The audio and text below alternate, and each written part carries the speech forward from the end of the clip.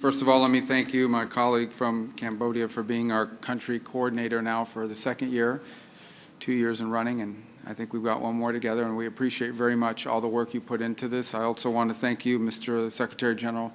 I appreciate very much all of the efforts that have gone into putting this on and involving us in this process.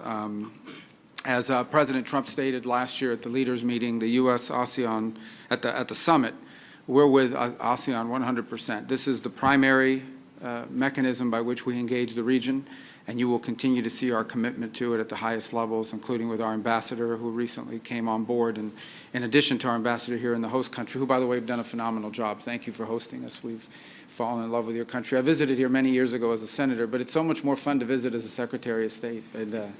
But we appreciate that. I know how much work goes into putting one of these on, and you've done a phenomenal job, and we thank you. Before we get into the other topics, I know there's an area that's on everyone's mind, and it's what's occurring in the Middle East. And I just want to reiterate once again, the United States is always committed to diplomacy. We are open-minded and always willing to engage in negotiated settlements of differences.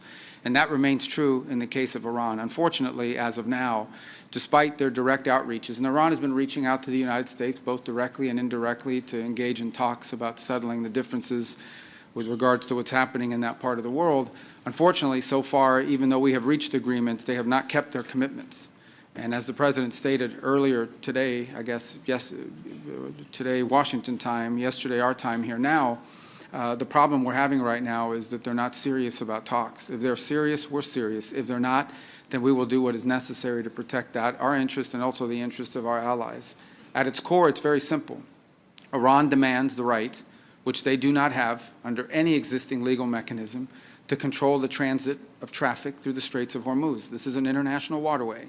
And of all the regions in the world, the one I don't need to teach about the importance of freedom of navigation and international waterways, it is this region. And if we create a precedent in the Middle East where a nation state can decide that they are going to control an international waterway, charge a toll, and if you don't pay them, blow up your ships, we have created a very dangerous precedent which will repeat itself in other parts of the world, including in this region. So what is at stake here is not simply the issue of what's happening in the Straits of Hormuz. It's a very fundamental principle about freedom of navigation. And if that is threatened, then I think the global economy is threatened, and the rules which have underpinned 150 years of international trade and commerce are also threatened. And that cannot be allowed to happen. But as I said, the United States remains open and willing to engage in positive, constructive negotiations and talks, so long as the commitments that are made are kept. And when those commitments are not kept, which is what's happened in this particular case, then there will be consequences. And that has to happen. If these consequences did not exist, then today we would be living in a world where the significant percentage of the energy supply of this region and 20% of the energy supply of the world is being held hostage by a nation state, by a rogue regime who intends to appropriate that and the right of tolling and controlling that shipping to itself, a right they do not have under any definition of international laws, particularly those that govern maritime transit. Now, I want to talk briefly about our partnership here in this regard as well. I'm proud to announce that the United States commitment is being evidenced to ASEAN is being evidenced by action. The United States is now going to, as we announced last year and have been following up in the year since our last gathering, leverage all available tools in our government to strengthen these relations, and that includes on the topic of foreign assistance. As part of that effort, we're delivering $2.5 billion in U.S. government strategic investments in Southeast Asia, reinforcing our commitment to the region. And we're investing because the development of ASEAN is also in the interest of the United States. This is not charity. This is not something we're doing because we're nice people, although I believe we are nice people, but it's in our national interest. Our partnership with each of your countries in the region at large, it's in the national interest of the United States, and we will never abandon it. No matter what else is going on in the world, no matter what our bilateral relations may be with other countries, we're a powerful country that has a global reach, and so we have to have relations with powerful countries with whom we have some disagreements.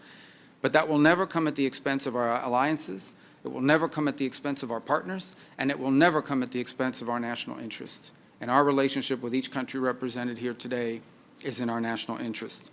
In addition, we are also seeking to leverage other financial tools available to our government to seek new opportunities within ASEAN. The recent approval by the Development Finance Corporation to provide $1.5 billion in new strategic investments advancing aviation infrastructure, energy security, and secure supply chains is among the things we want to achieve together with all of you. As this region becomes the engine of economic growth in the 21st century, and I've said this with all due respect to other parts of the world that we also care about and are involved in, but I believe very much that the future and the story of the 21st century will be written in this region and by how events unfold here. And the security and prosperity of the United States and Southeast Asia will always depend on each other. And ASEAN, as ASEAN develops its digital economy, diversifies its sources of energy, and builds a more secure supply chain, the United States wants to provide solutions to these regional issues. We want to be among your featured and most trusted partners in each of these endeavors. We're committing to support security in the region through nearly $130 million in assistance to ASEAN countries for demining, which reflects our commitment to the safety of everyday citizens. We recognize that pragmatism underpins programs and activities in ASEAN, and we want to support a safer and more secure Southeast Asia for your peoples. We're also continuing to boost energy security in the region by supporting LNG market development, the deployment of U.S. grid technologies, and support to the ASEAN power grid, building safe, secure, and responsible civil nuclear energy programs, and investing in regional energy infrastructure, including critical mineral supply chains. As ASEAN seeks to implement its ASEAN Petroleum Security Agreement, the United States will continue to stay heavily engaged on energy-related issues. The United States, as I said earlier, and I repeat again, stands with ASEAN, and we're working together to strengthen our economies and our people through forward-looking collaboration that will ensure that the U.S. is your reliable and durable partner for the next 50 years and beyond. So I look forward to our discussion today on the issues that will shape our comprehensive strategic partnership for the years to come. Thank you.